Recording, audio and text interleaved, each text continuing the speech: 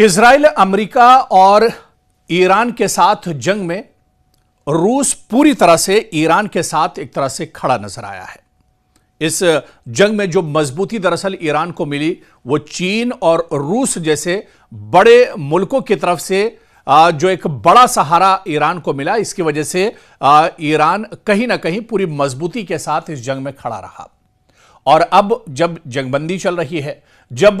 America लगातार धमकियों का सहारा ले रहा है, जब अमेरिकी सदर डोनाल्ड ट्रंप लगातार प्रेस कॉन्फ्रेंस कर रहे हैं और ईरान को धमकाने की, ईरान को डराने की कोशिश की जा रही है, ऐसे में ईरान ने अब एक ट्रंप कार्ड दरअसल खेला है और डोनाल्ड ट्रंप और अमेरिका के खिलाफ ये ट्रंप कार्ड दरअसल चला है ईरान ने। और वो ट्रंप कार्ड दरअसल ये है कि जहां अमेरिका ये चाहता था कि पाकिस्तान के जरिए से पाकिस्तान को सालिस बनाकर इस मसले को हल किया जाए, ईरान को बातचीत की टेबल पर लाया जाए, वहीं पर ईरान ने यह साफ कर दिया है। ईरान के वजीर खारजा दरअसल इस्लामाबाद पहुंचे थे, अब्बास अराक्ची, और वहां पर उन्होंने साफ कर दिया कि अमेरिका के साथ यानी आमने सामने अब कोई डील अमेरिका के साथ नहीं होगी। यानी ईरान चाहता है, क्योंकि ईरान को अमेरिका पर भरोसा नहीं है और शुरू से अमेरिका ने भी ईरान को अपने कॉन्फिडेंस में नहीं लिया है, लगातार धमकियों का सहारा दरअसल डोनाल्ड ट्रंप ले रहे हैं। इसी वजह से अब ईरान ने भी आगे से चलते हुए यह साफ कर दिया है कि अमेरिका के साथ आमने सामने की अब कोई बातचीत ईरान दरअसल नहीं करेगा, कोई समझौता, कोई डील अब अमेरिका के साथ आमने सामने नहीं होगी, बल्कि अब अगर कोई डील होगी तो वो सालिस के जरिए से होगी। फिर ईरान ने सालिस किसको बनाया है? आप देखिए कि पाकिस्तान पहले से सालिस का किरदार अदा कर रहा है, तो वहीं पर अब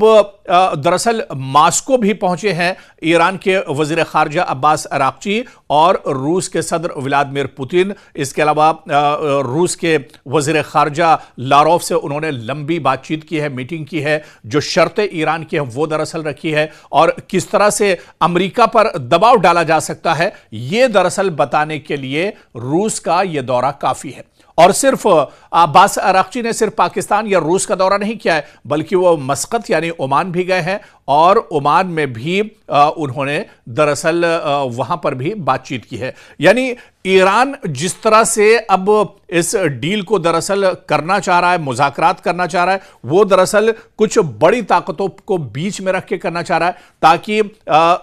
अमेरिका जब भी बातचीत करता है बीच में धोखा दरअसल देता है। तो ऐसे में अमेरिका की चालाकी, अमेरिका के प्रोपेगेंडे और उसके धोखे से बचने के लिए ईरान ने खुद एक बड़ी पहल की है और इस बातचीत के बीच में न सिर्फ पाकिस्तान बल्कि रूस और ओमान को भी अब ईरान अपने साथ रख रहा है।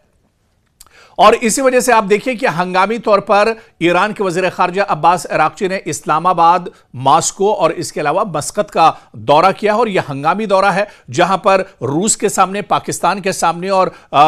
ओमान के सामने उन्होंने अपनी जो डील है, जो शर्तें हैं, वो एक तरह से रख दी हैं। और ईरान ने यहां पर भी साफ कर दिया है कि अमेरिका के साथ कोई आमने सामने की बातचीत नहीं होगी, क्योंकि अमेरिका पर भरोसा नहीं किया जा सकता है। इस वजह से अब जो बातचीत होगी वो दरअसल रूस के साथ मिलकर होगी, ओमान के साथ मिलकर होगी और पाकिस्तान जब टेबल पर होगा तब यह बातचीत होगी। यानी ईरान यह चाहता है कि सालिस के साथ यह एक बातचीत की जाए, ताकि अमेरिका फिर अपने किए हुए किसी वादे से पीछे न हटने पाए, अमेरिका कोई प्रोपेगेंडा ना करने पाए। इस वजह से दरअसल ईरान ने यह ट्रंप कार्ड एक तरह से चल दिया है। और अब कहीं ना कहीं जिस तरह से अब्बास अराक्ची ने इस्लामाबाद, उसके बाद मास्को और फिर मस्कत का दौरा किया है, ऐसे में यह डोनाल्ड ट्रंप के लिए बहुत बड़ा झटका है, इजराइल के लिए बड़ा झटका है। अमेरिका दरअसल इस तरह से सोच भी नहीं पा रहा था, जहां से अब पहले से ही एक पहल ईरान ने कर दी है। यानी अब जब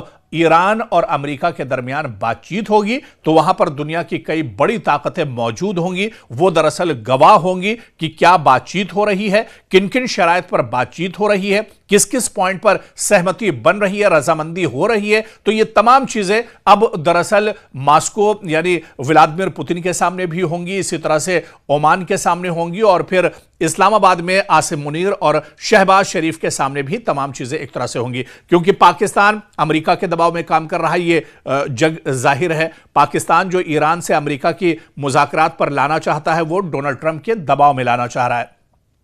और इस बात को ईरान भी दरअसल बहुत अच्छे से समझ रहा है। तो इसी वजह से ईरान भी पाकिस्तान पर उतना भरोसा नहीं कर रहा है। इसी वजह से ओमान को और फिर रूस को एक तरह से ईरान ने अब इस बातचीत के बीच में डाला है, यानी अब ये सालिस का किरदार अदा करेंगे। ऐसे में अब डोनाल्ड ट्रंप दरअसल तिलमिलाए हुए हैं, बहुत परेशान हैं, क्योंकि रसा जैसी बड़ी ताकत अब कहीं ना कहीं इस बातचीत में शामिल हो रही है। तो ऐसे में अब डोनाल्ड ट्रंप का अगला कदम क्या होता है, अमेरिका का अगला कदम क्या कुछ होगा, यह देखना बहुत अहम होगा। लेकिन बातचीत में भी एक तरह से ईरान ने मैदान कहीं ना कहीं मार लिया है।